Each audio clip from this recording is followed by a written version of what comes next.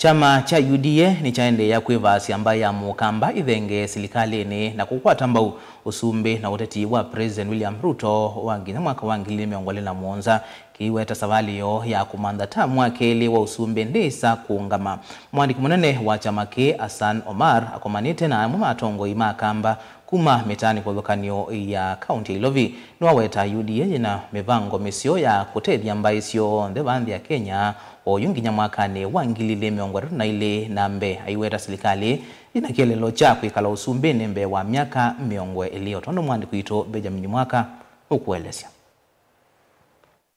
Chama cha UDA ni chalumilia serikali ya Kenya Kwanza dhina wakumivitanga utongo ino yu onakula nene sukite iweto usumbi wa President Ruto nunengwa tamu wakeli mwenembe kulanisya mwaka wa 2021 kileloni kinene cha kuendesha mipangilio yake ya kimaendeleo kwa NMB kwa ineva miaka miongwele ukite utongo ine. Hii serikali kwa mapenzi ya Mungu na nguvu za raia hakuna mahali inaenda. Na katika awamu ya pili na tukimaliza awamu ya pili UDA itaweka rais mwingine ili kuendeleza yale mipangilio na ule msingi wa awamu ya kwanza na ya pili ya William Ruto. Two term imepanga katika miaka 20, miaka 30, miaka 50. Ndio hii beta tupendue hali za kimaisha.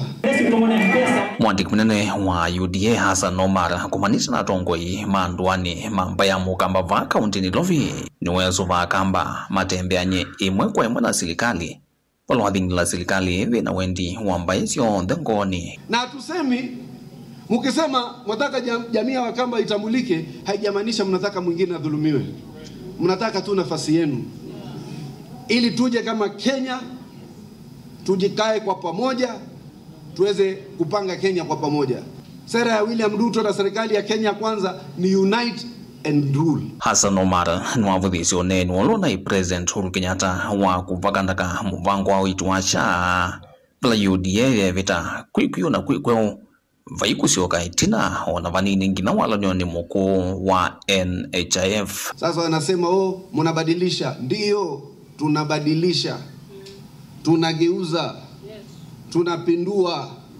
Hii si ile serikali ya kufuata nyayo, hii ni serikali ya kuweka mkondo wake mpya. Kwa hivyo wengi wakisema NHIF ingekuwa tumebakia pale pale, hatubaki pale pale na haturudi tena kule. Shaa imeanza na shaa inaendelea.